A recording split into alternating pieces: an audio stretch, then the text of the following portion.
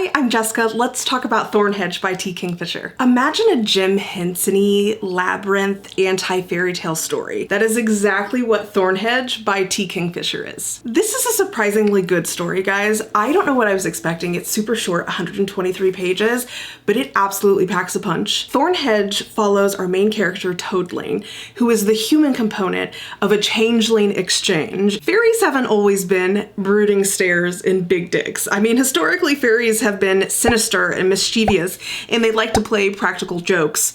One of those being classically switching their spawn for a human one, and that is exactly what happens with Toadling. She ends up being raised by fairies called Green Teeth, where she learns swamp magic and how to turn herself into a toad.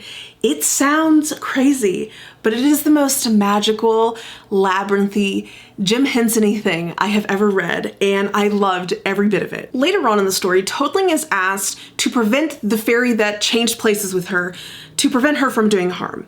So she ends up going to a school and learns how to do magic and a specific charm to sort of bind this fairy, and that honestly is how the story unravels. This is the first T. Kingfisher I've read, and I loved this story. It's so atmospheric, like I said.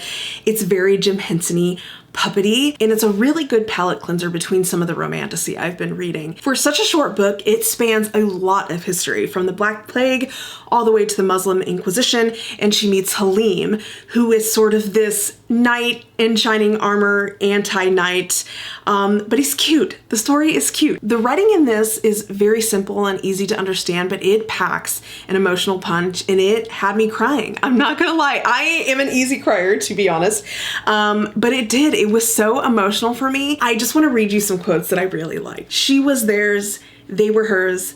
The love of monsters was uncomplicated. It never occurred to her to doubt her welcome.